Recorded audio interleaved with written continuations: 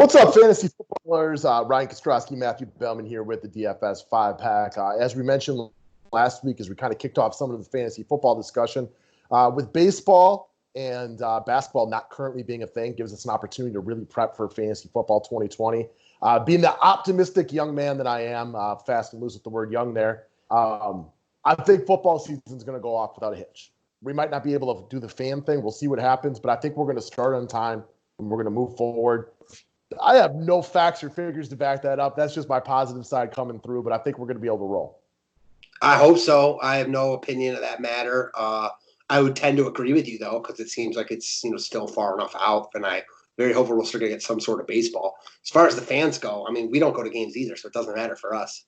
Yeah, I go to very few professional sports games, so I don't care one way or the other if the fans are there or not. I just want my sports back. And I'm sure there's some of you guys out there who go to a lot of games that want to be able to go, but you also just want your sports back.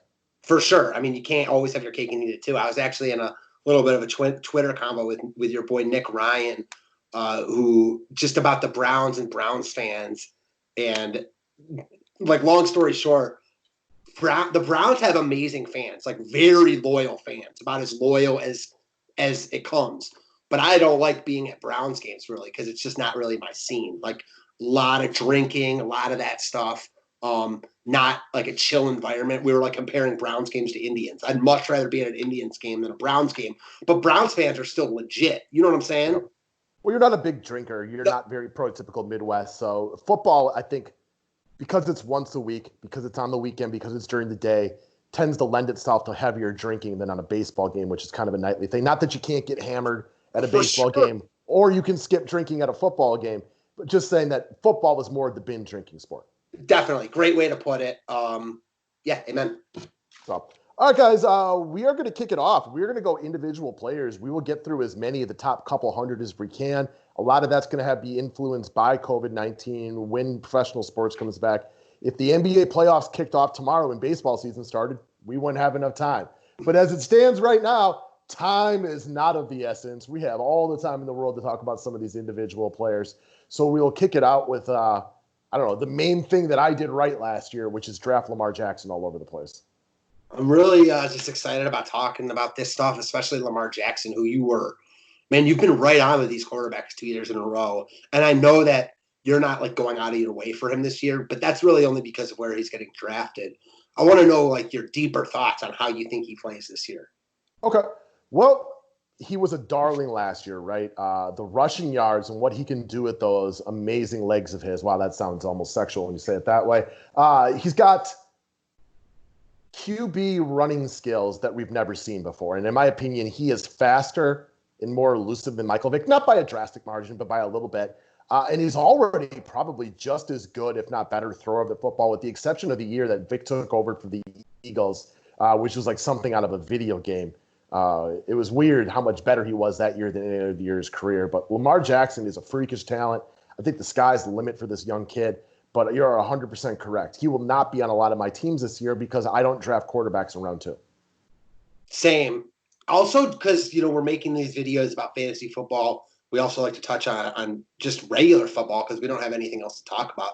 I'd like to get into, like, your thoughts on that because I personally feel like he's still going to be really good from a fantasy perspective because he can run like no other quarterback out there. He's going to score touchdowns. He has a lot of big plays.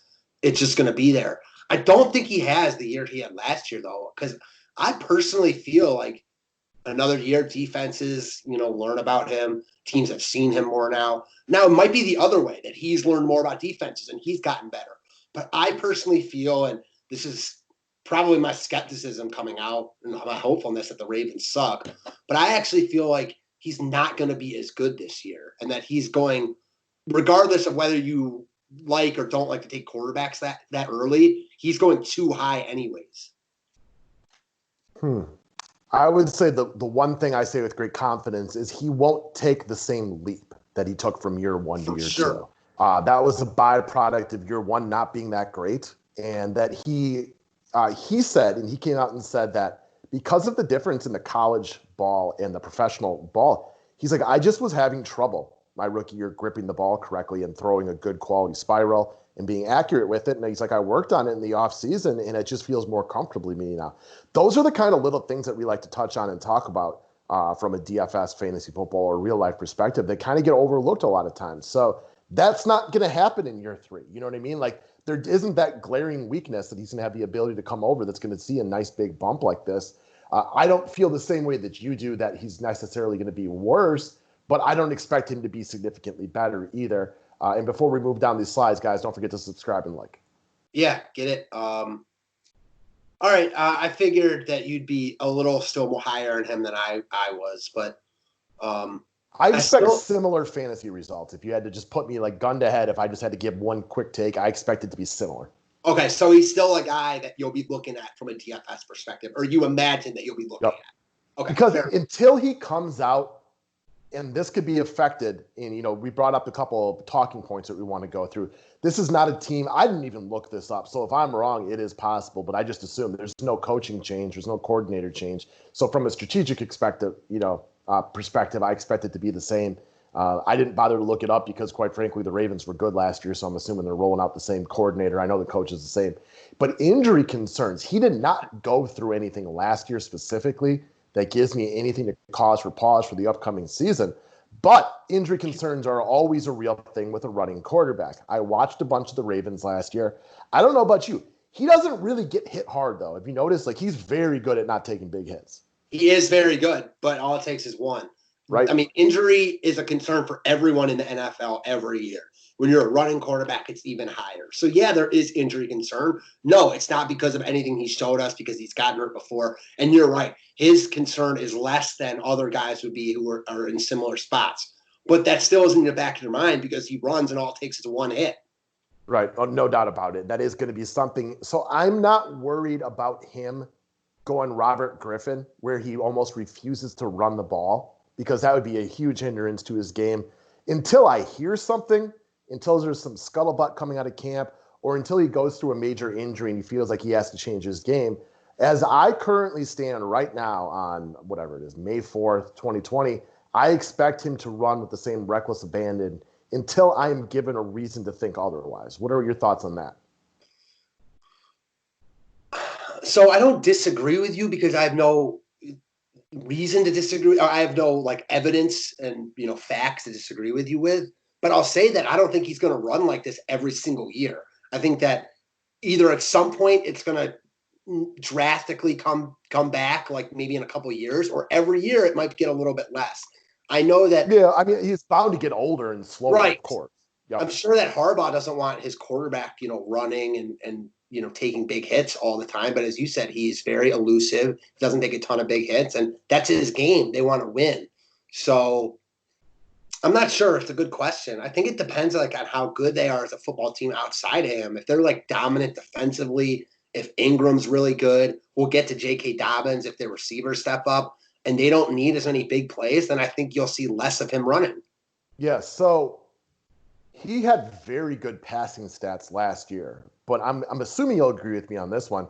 A lot of his good passing stats, I agree, don't come because he's that great of a thrower of the football. They come because of how scared the defense is that he's going to run it, leaving guys more wide open. Now, he showed drastic improvements within the pocket last year. I do not want to take away from that. Leaps and bounds difference from year 1 to year 2. And he is not a bad passer of the football. We've seen other running quarterbacks in years before that simply just they couldn't sling it at all from the pocket. He was good, but he's not a great pocket passer. Like Aaron Rodgers, my boy, is a good pocket passer, but not nearly as good as Peyton Manning and Tom Brady. Why? Because part of his game was about getting out of the pocket, making plays on the run and things like that. But it's, kind of more like that. I think Aaron Rodgers is a great pocket passer. Peyton Manning, et cetera, are the elite, the best of the ultimate best. Lamar Jackson is decent. He's not awful, but a lot of his throws come from people being scared of his running. And he does make a lot of throws that you're what the hell is that? Yeah, but if you took away his ability to scramble, he's nothing but a backup quarterback at that point. Oh, if that. Yeah, so, he's better, but that the fear that he strikes in defensive coordinators, look, guys, I've been playing a lot of Madden online lately because, quite frankly, I don't have any work to do, so I have the free time. just looking to prepare from him from an online video game player perspective, when a lot of guys play with him because he is a freakish video game type of player, it changes everything. Like, I have to run a lot of my defenses out of the quarter scheme with a quarterback spy, which is the same thing that defensive coordinators have to do on the other edge. It's what makes Mark Ingram more effective. It's what opens up all these good passes to the tight ends. Is you have to prepare for it, because if you don't prepare for it, you're going to be giving up 30 and 40-yard runs like that. Yeah, I mean, you're just absolutely right there. There's nothing to argue with. You're right. He's going to be like you come into the year and teams look at like who are the guys that we have to game plan against, like the top guys in the league. I mean, he might be number one. Him and Patrick Mahomes are the number 1 and 2. So there you go. Yeah, only they're different though, because like with Mahomes, I feel like you're almost in your mind, like, what do I do? Like, if I take away the run, I can't. If I take away that, he can run. He doesn't want to run, but if I let him run, he's going to be able to run. With Lamar, like, you want to take away the run first, and you want him to beat you with the pass, because while he's a substantially better runner of the football than Patrick Mahomes, I mean, he can't hold the candle to him when it comes to the actual passing game. Yeah, Mahomes just seems unbeatable right now. So I'm with you. But that's, I guess, the defensive coordinator's job. We talked about some of these major bumps that he took from year 1 to year 2. I mean, this guy ran for 1,200 yards last year, and a lot of that, there are design runs, but if the defense breaks down at all, it's why he's such a safe play from a DFS perspective until we see things change. When you average about 80 rushing yards per game or whatever that is, and half a touchdown, that 11 DFS points right there is just so easy to replicate. How many times did I tell everybody to play him last year? And then at the end of the first half, you're like, well, this was nothing special. And then he rips off a 30-yard touchdown run. You're like, oh, okay. Like, because it could just happen like that. Yeah, exactly. I remember when they played Cleveland and they were like playing awful. And then all of a sudden, like, he just went off. Yep, he's back up to 30 DK points, just like he is almost every single week, and it happens in a flash. He did also throw for over 3,000 yards last year, but even better than that was the 36 touchdowns to only 6 interceptions. You mentioned he makes some bonehead plays from time to time, but I will say that you got to be impressed with the 6-to-1 touchdown to interception ratio last year. That's better than Aaron Rodgers, who was the career leader in that stat. So he did a pretty good job of holding on to the football last year. So kudos to that. Yeah, for sure. So I think, obviously, last year as it broke out, I was a bigger Baltimore fan than you were. You held the belief all season long that if Patrick Mahomes would get healthy, the Chiefs were the team to beat. Clearly, that ended up coming to fruition. A little disappointed that we didn't get to see Lamar Jackson versus Mahomes in the playoffs, but the Chiefs are the Super Bowl champs, and the Ravens were the best team in the regular season for most of the year, but got their butts handed to them by the Titans in the playoffs. If I had to go out and guess what Lamar Jackson would do next year statistically, I think his throwing yardage goes up a little bit. I think the passing touchdowns probably come down just a little bit. So if I had to guess, I'd say like 3,500, but more like 30 touchdowns to 36. And I think the rushing yards are going to stay pretty similar until I'm given a reason to think otherwise. Yeah, I agree with you. I mean, you got to imagine he's putting a lot of emphasis on his throwing this offseason the whole time. So I'm with you. And they want him to throw more. So, yeah, I agree. So how good are the Ravens going to be next year? I think the Ravens will be very good again next year. They have a good defense. They've added some weapons that we'll get into here a little bit. They didn't really lose anybody with the exception of Yanda, who retired on that offense, and their defense is good. Yanda retired, and they signed DJ Fluker from Seattle, so they replaced him pretty easily. They're going to be good. I mean, you never know what happens in the NFL, but you expect them to be good. Yeah, I mean, we kind of started touching on this, and I forgot to add the Fluker addition there. Marshall Yanda was a good lineman. But like everybody else, you get older, you're not quite as good, and it was time for him to retire. You chose to do so you don't have him. You mentioned they had, added Fluker, so they didn't have this major hole that they need to fill. They traded Hayden Hurst, who I like, but I don't look at that as like a major loss or anything. Same. They still have Mark Andrews there. They got that might have been, I don't know what pick I know they got a second rounder for Hurst. It was a great deal for them. I mean, they had like 5 picks in rounds 2 and 3. They added guys all over, a couple of defensive players. We're looking at a running back and a wide receiver here. So they continue to stockpile. They're one of the best organizations in football. No questions about it. You can make the argument that they're the best, and they just never have had a franchise quarterback Joe Flacco's okay, but he wasn't the difference maker that, Tom Brady or Peyton Manning is, right? And now they have one, maybe, we got one good year to go off of right there, that maybe the Ravens are as good or as well run as any franchise outside of probably the Patriots. The next few years will tell us. Right? Like the Steelers have been good, but they've had some good players, Le'Veon Bell, Ben Roethlisberger, Antonio Brown, et cetera, good defense, well coached and things like that. The Ravens are a very well-run organization. Let's see how Lamar Jackson plays out, right? If he's really good and he is this difference maker, I think you have multiple Super Bowl championships potentially coming throughout his career, because this is an organization that makes a lot less mistakes than others. No doubt. The Steelers still get a lot of credit from the older days when they were really good, and the Ravens are the former Browns. So it pains me to talk about the Ravens in such high regard, but it's the truth. Yeah, they've been doing it right for a while. Pair Super Bowl championships over the last 20, 25 years or whatever it's been. And they've done a lot of this without any, I think Flacco made a Pro Bowl or two, but we don't really think of him as a Pro Bowl quarterback, right? No, they've done it all without, Trent Dilfer and Joe Flacco were their two winning quarterbacks. I mean, that's special. I'm a Packer fan. We got 2 Super Bowl championships in the same time period, but we did it with Brett Favre and Aaron Rodgers, which means that if the Packers organization ran itself the way that the Ravens did, I mean, we'd probably have a handful. We'd be looking at Tom Brady numbers.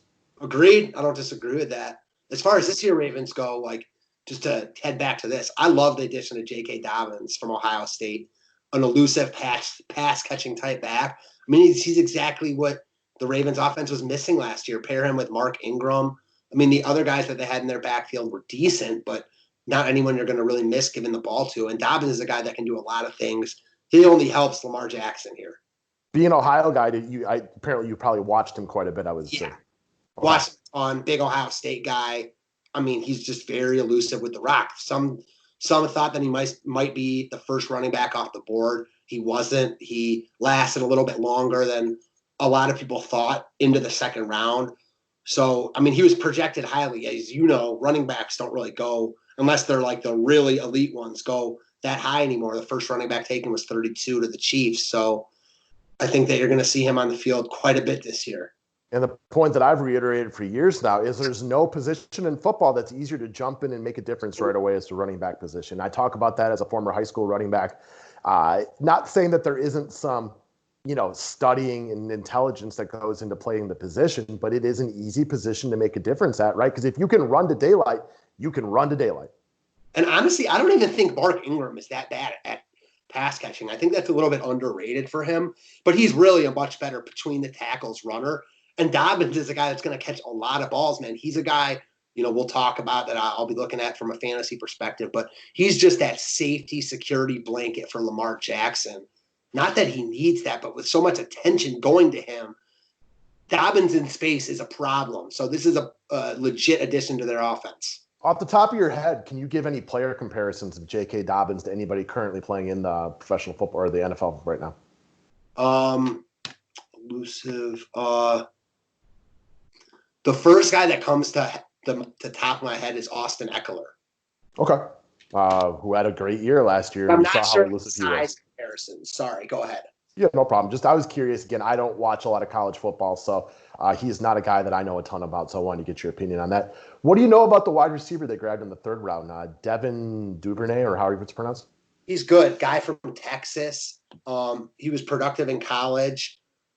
Again, I don't think you're going to see – he's a big guy. I don't think you're going to see too much production from him right away because they don't throw all that much. And they don't throw outside the numbers too much either. Exactly. I think I think with receivers, they're trying to just take a stack a bunch of these guys and hope a couple of them pan out outside of Marquise Brown, who. Well, that's the other way they could be better this year because Hollywood Brown missed some time last year. He was only 100% for a few games out of the whole season. He's a threat, which helps Lamar because not just by the pure numbers that you get from him and the connections, but he's another guy you cannot leave alone. And when you got a couple of speed burners and one of them's your quarterback and you got a deep guy like that, that's a problem for opposing defenses. For sure. All right, so just because you asked me about Dobbins and I looked it up, the comparison, and the guy I'm seeing that came up a couple of times is Devontae Freeman. So kind of in that same mold. Okay. So I don't know if any of these guys, rookie running back, young receivers, trading a tight end, move at guard and everything like that. None of these are, off the top of my head, strike me as major game changers, good or bad. But if I had to decide, is it better or worse than last year? I think the addition of a pass-catching running back like that would say they might be just the tiniest little bit better, and also with Holly Brown being another year older. Yeah, if anything, it's good stuff. You're right. It's not like they, added the best wide receiver in the draft or anything like that, but they added a legit weapon. They're just fair. The Ravens are very good at drafting. They get a lot of value out of their drafts, and this is another time where they did that. They often draft out of need because it's like a domino effect, right? They're good at building their team. They don't have to reach in the draft. They draft out of need. They end up getting more value. Meanwhile, other teams are reaching. They end up not panning out. Then they reach even more. It's like a never-ending prophecy. So I agree with you. Stupid teams out there drafting a quarterback in the first round, even though they have a Hall of Fame quarterback under contract for a couple more years, and then going with a running back in the second round, despite the fact that they already have a good running back. Oh, wait a minute, that's my team. That sucks. Yeah, right. So yeah, wow. I think the Ravens are a problem that I hope take a step back for the Browns' sake, but it is hard right now to picture the Browns being better than the Ravens next year. Well, look, the AFC coming into next year, it's as clear cut of a 1-2 punch that I can ever remember in my life, where the top two teams seem to be legitimate, not just heads and shoulders, but probably the entire torso ahead of the rest of the AFC. Like, if I asked anybody who the top two teams in the AFC were, I think you're going to get 90 people that are going to say Chiefs and Ravens. I mean, maybe more, right? Like, I don't even know who the third best team is. If I had to ask you, what would you say? Who the third best team was? Yeah. I think you almost have to give it to Tennessee based on last year. But it's funny because we talk about Tennessee before the playoffs last year. I mean, no one's afraid of Tennessee. So I'm with you. Teams like the Chargers, the Colts, the Browns are all right there. I think could take the next step. Right now, if I had to say who is the best team, I'd say the Titans because there's just no one else. Houston's taken a big step back, in my opinion. Oh, sure. The only other team that even comes to my mind outside of the Titans, Buffalo. Buffalo's up there. And I do think like Pittsburgh Buffalo will be sure. good. With Big Ben back. I get that. But Buffalo makes sense, though. I mean, they were good last year. They added Diggs, a young quarterback, another year older. I don't mind that at all. I think Buffalo would be my third team, and I like Buffalo. But I think they are a big downgrade from the Ravens and the Chiefs, who are as clear-cut 1-2 as I can ever remember, where the two top teams were so much better than everybody else. That's why I default to Tennessee, because they beat the Ravens, and they played well against the Chiefs, at least for a half. Yeah. I mean, it looked like they were going to do it for one shining brief moment. If I told you, in the middle of the season last year that Tennessee was going to beat Baltimore in the playoffs, you would have called me crazy. Yeah. I mean, I would have. I mean, the only thing I would say is every week that went by last year, I was becoming a bigger and bigger Derrick Henry fan. Fair. And a guy like that can be the ultimate equalizer in the playoffs, as we saw last year, because Tennessee is built to play from in front, right? And if they're playing from ahead, they have a good defense and a banger running back that is just impossible to take down. But if you get ahead of them, I mean, they just have no way to catch up on you. Yeah, exactly. So that's why I picked them. And I thought it was, you remember in round one, I picked them to beat New England, and I thought it was kind of an easy decision. Yes, you did. I do remember that. And you were like, I don't know about that, but I don't disagree with you either. You're kind of like, I get why you would say that, but you're more of the school, you got to show it to me first. I'm not picking against Tom Brady and Bill Belichick until, you got to give me something. But when they lost, you weren't really surprised either. Exactly. Precisely. You're just more of the prove it. You got to prove it to me. You got to show me. I'm not going to make this bold call. I just didn't feel like it was bold because you were the one who had pointed out 3 months ago how bad New England was against the run. You're right. I still am, though, you got to show it to me in a lot of situations. You know that. But, I mean, again, one of the reasons I was so convicted, and I would have bet a lot of money on the Titans winning that game, is because you had pointed out 10 weeks earlier how not good that good Patriots defense was against the run. Well, if you can't stop the run, who's harder to go up against than Derrick Henry? It does feel weird talking about our top teams from the AFC, and we didn't even mention New England. Like, I'm not going to be shocked at all if New England makes the playoffs. Like, I mean, not at all. If they have if they have a quarterback, like if Stidham is good or they sign another one of these guys that's still out there, I mean, like their defense could improve. They have pieces on their defense. They still have Bill Belichick. If they ultimately end up being that third team, I'm not shocked. Not at all. Like, what would happen? Like, we were talking about Dak Prescott. We've talked about my boy Aaron Rodgers. If some sort of crazy like blockbuster trade came out like that, or what if Cam Newton's like comes out and is healthy? Once we can actually see people a little bit more, and they sign Cam, who's healthy for the first time in years, like I could easily put them up into that third spot right away because I have so much massive respect for Bill Belichick. Yeah, I agree with you wholeheartedly there. I'm not sure about the Cam and Belichick pairing, but like at this point, he's the best out. If he's healthy, I mean, he's a former MVP. So I'm with you. Yeah, I mean, I'm trying to think like I am a little surprised they haven't gotten somebody to show up there because it does appear that Belichick and Brady are in a race to see who can win a championship without the other one. What if they really like this Jarrett Stidham? Maybe they do. And Belichick has proved he wins games with quarterbacks that have no business winning games. Right? I mean, Matt Castle. I mean, that dude made Matt Castle a lot of money. Matt Castle should pay Bill Belichick $100,000 a year for the rest of his life. I really would have liked to see Jameis with Bill Belichick. Me too. Because Jameis has a lot of talent, obviously. Either of those guys. We were talking about Andy Dalton earlier, who now signed with Dallas. I would have liked to have seen that. He's a very average quarterback. And Bill Belichick can make average quarterbacks real good. Or Jacoby Brissett, like there was, talks about him. That's kind of why I feel like he's got to like Stidham, because why have they not signed any of these other guys? Maybe he does. I mean, who's better at breaking out unknown secrets than Bill Belichick? Nobody.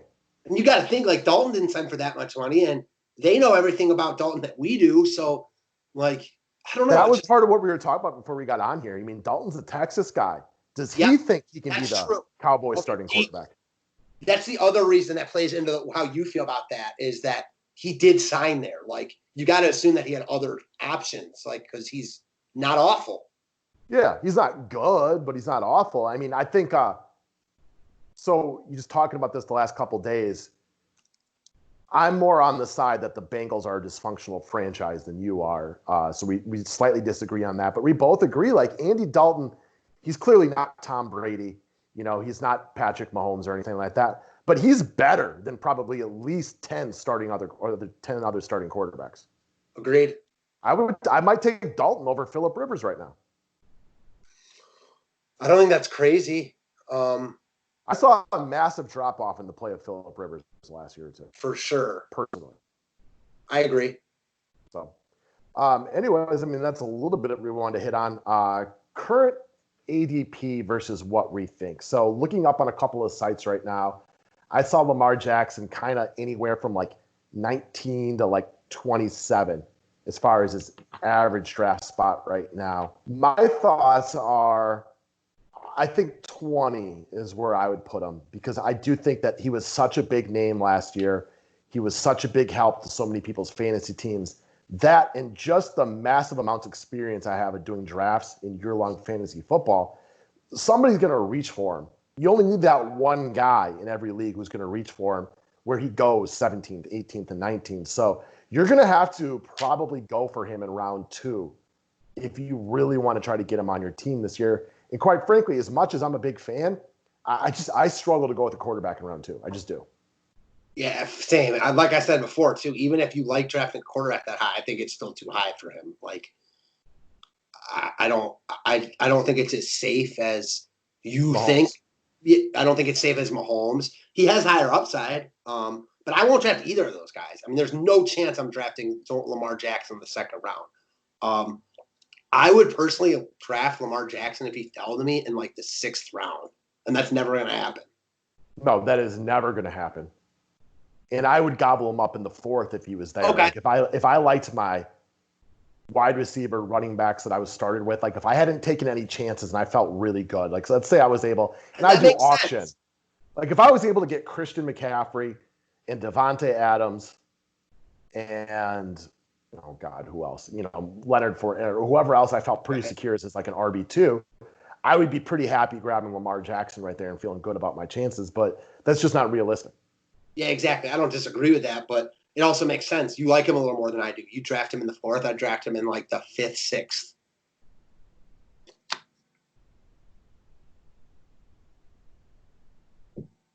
You back?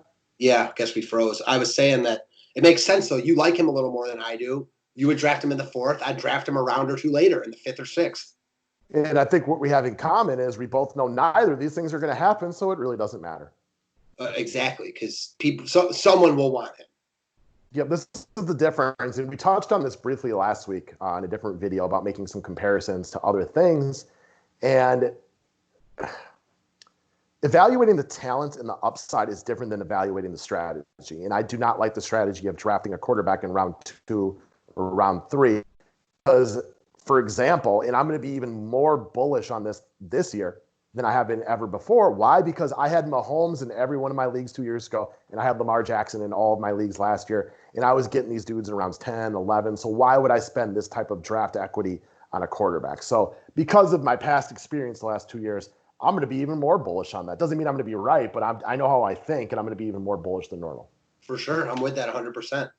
Right? And doesn't mean I'll get the guy right this year, but we talked about some of the quarterbacks we like drafting in later rounds last week. And I know like your boy Baker Mayfield, who was going, rounds 4 and 5 last year, and now you're going to be able to get him in round 10 or 11? I'd rather take a shot on that and then back it up with a Matt Ryan. Yeah, same. Or a guy we just talked about. What about maybe Jarrett Stidham? Like, maybe not. Maybe he's not the guy. But that's what we talk about with quarterbacks. Like, you can get him undrafted. Yeah, and I'm a big firm believer in skipping quarterbacks for a long time. And then if you need to, doubling up in rounds 11 and 13 or spending a total of $5 in your auction draft, but getting 2 guys. And that's the hardest part for some people to understand when it comes to drafting in a year-long franchise or in a year-long scenario is, yes, Lamar Jackson might outscore the other running backs that you could get in round 2. But the difference between what Lamar Jackson and Matt Ryan supplies is a lot different than what a running back in round 2 and a running back in round 11 will supply more often than not. Yep, exactly. People struggle to conceptualize that, but it's just the truth. So, all right, guys, we will continue to rock these out. We will get to as many players as we can. Gives us something to talk about. Gets us all start prepping. I hope to have a better year fantasy-wise this year. Taking a lot of rough losses in the playoffs the last 2 years, so I need a nice little bounce-back season myself. I get that, man. Have a good day, guys.